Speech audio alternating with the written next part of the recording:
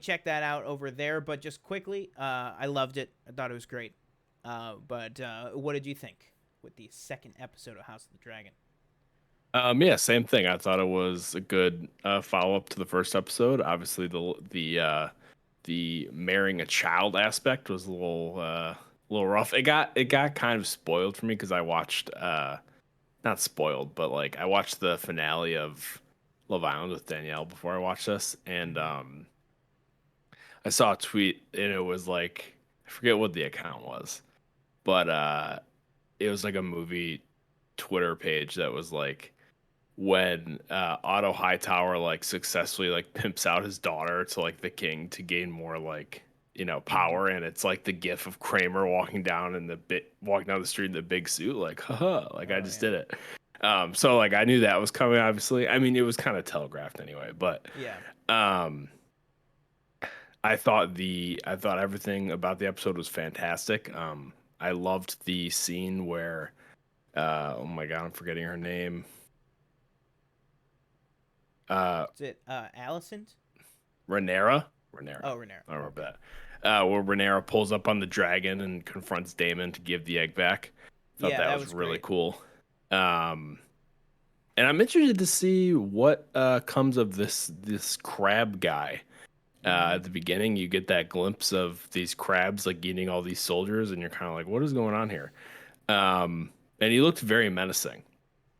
Yeah, So I'm hundred interested to percent. see, how long this kind of force lasts. Like, is this something that's going to be throughout like the whole season, or multiple seasons, or what's the deal? Like, is he going to be defeated in like the next like few episodes? Because Yeah. Damon has a dragon, and you're assuming the other guy probably doesn't have that.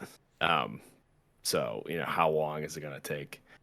Um, but no, yeah, I'm excited. I'm excited to. I think we're getting close to where we do some flash forwards as well. So I'm Yeah. interested to see how those are. If they're if they're like their own episode, or if they're like Yeah. intertwined between Y- like flashback and I'm flash forward. I'm wondering if, because already people have pointed out that the IMDb on this season is kind of a cheat where Mm-hmm. every single cast member is listed for the entirety of the season. Like everybody Mm-hmm. is listed for 10 episodes. Um I'm starting to think also, just cuz I don't know, do you usually with I'm not sure what you did with Game of Thrones, but for this, do you think do you normally stay for like the after the episode thing, the like 6 minute Um, little? Not usually. Just FYI, apparently you're quiet, so if you want to turn yourself up a little bit. But A no, little I bit, a little don't bit. usually. Um, Is that better? but yeah, that's Hopefully. that's fine for me. Danielle was just saying Oh, for okay. her watching at least. Um, Cool. but no, I don't usually stay. Was there anything like good in like the the look ahead? That's what I was gonna say. Was I don't know if do you care? How do you feel about spoilery? I don't. Just from It the doesn't the matter to me. 30 second of like next Yeah, episode. for me, I I'm don't care. starting to think more and more, and again, so just to preface this is not a spoiler for the show. It's just a spoiler Hmm. for the episode 3 teaser that they did. Um, I'm starting to think more and more that it's not even going to be a time jump forward. I think Hmm. we're slowly going there. I think episode 1 to 2 they said was 6 months. Episode Yes, they three, did. I won't spoil what it shows, but episode 3 seems to be years and years and years later. Oh, It's jeez. still the Okay. younger actresses, but what does he say? He says Rhaenyra in this is 15, almost 16 because or I think 14 or 15, one of those two, but Hmm. almost 16. Um, I'm gonna guess this next season or this next episode they're gonna be like 20. Like it looks like Hmm. it's been at least 5 years. Hmm. And Viserys looks a little older too. What they're doing with his hair and stuff. So what I thought the whole time was, I don't know why I thought this, but that photo shoot they did for, I think it was Entertainment Weekly, with this King Viserys, Daemon, and Rhaenyra, and the older Rhaenyra, and them. I thought that that was just going to be like, oh, okay, once we have the time jump, that's what they're going to look like. Hmm. But Viserys in that looked like Viserys in episode 1. In episode 3 of Viserys, I won't say what, but just something about him uh, has notable aging. So now Yeah. my whole thing is right out the window. I don't even know. I don't know when Viserys dies because I'm a big Game of Thrones fan, but I have not read the books. I'm not, I watch videos on lore and stuff. Basically, is the extent. But obviously, I try to stay away from this stuff because I don't want to spoil the show for myself unnecessarily. So like, I have no idea when Viserys is gonna die.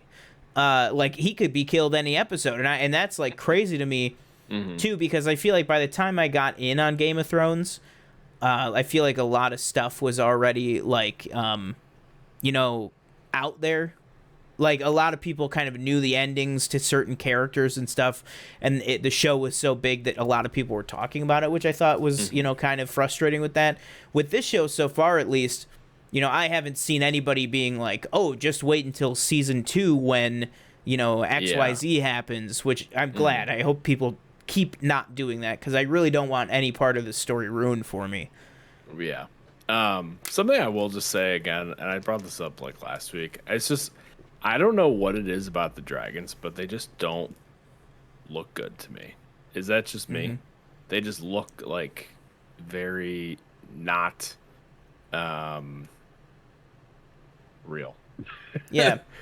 I don't know. I feel like is this? I don't know if it's. I don't know if we're just slowly coming to realize there was some sort of a long-term illness put on the VFX industry after COVID. Yeah. Because at first it was, oh, these Marvel movies look terrible.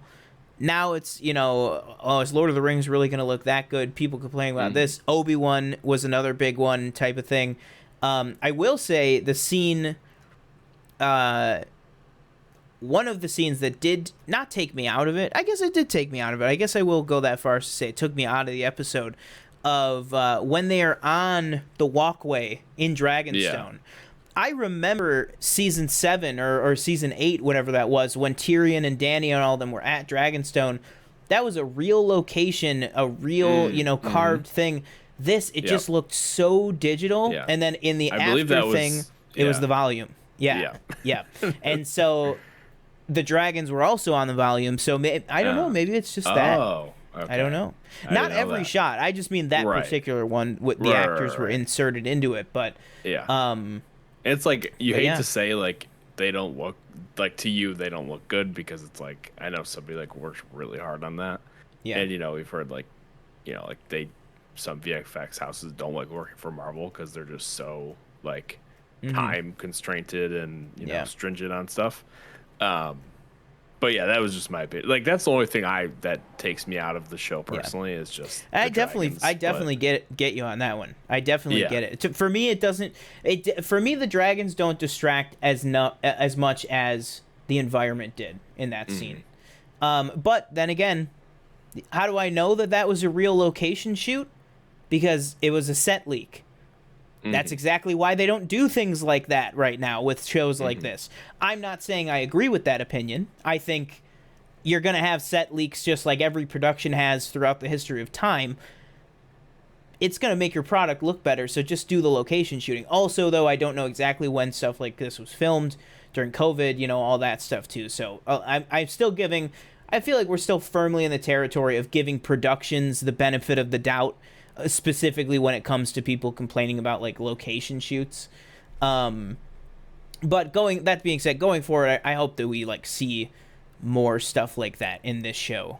Just because that was like what was something that was so iconic to Game of Thrones was just almost everything was shot, unless it's a big action sequence that needs a big soundstage type thing. A lot was shot on location. But yeah, I thought, but either way, like I said, that minor thing aside, I think all the character work and stuff, I said in my immediate reaction last night or 2 nights ago, I had said, I feel like the decisions and the silent looks and character moments and stuff, I feel like I've known these characters for 2 or 3 seasons. It's been 2 episodes. I won't get into specifics just if people haven't seen it yet, but specifically just at the end, I don't know if you'll know what I mean, but the 2 characters that exchange a look at the end of the episode with no dialogue when a announcement is made. I was like, I felt everything that was behind both of their looks and both of their reactions, like as if it was, you know, the third season of the show. But I've literally just met these characters like an hour and a half ago, which I think is fantastic. Yeah, and Um, obviously they're related, but every time I see Rhaenyra just on screen, I'm like, yeah, that just reminds me so much of Daenerys, like, um, just like physically looking and their demeanor. But like I said, obviously they're related, so obviously there's going to be yeah, that correlation. But same with you. Like I feel like I've known these characters for a while, and it feels like we're just kind of picking up where we left off, even though this is the first season of the show. yeah. Yeah, 100%. And then also too, just the last thing I'll say, really who came to play for me in this episode, which I think was intentional because he had a lot to do this episode, Mm-hmm. is Corlys Valerian, the sea snake. He is heating up for me. I loved him still in the first episode, but this Mm-hmm. episode, obviously, he's got a lot of kind of maneuvering and a lot of scenes and motivation built up on him. Mm-hmm. You know, and that's what I love about Game of Thrones is as much as this show is about the Targaryens. To me, one of the most interesting dynamics and rivalries that we got in episode 2 was between Hightower and Valerian of who is going to get, you know, the that spot next to the king type of thing, which Mm-hmm. family is going to be put into that new position of power. I just love it. You know, it's everything people love about the prequels with you know, the political kind of maneuvering and stuff. Yeah. And by people, I mean I can speak, both of us love that about the prequels. And Yes. I think that's what Game of Thrones does so well. So I'm super excited to see more of it. But do you have anything else on House of the Dragon or anything before we move on? No, that was it. That's all I got. All right, so that will do it for our House of the Dragon talk. Let us know what you thought of House of the Dragon down below. And, you know, if you're joining us right now, make sure to like, comment, and subscribe.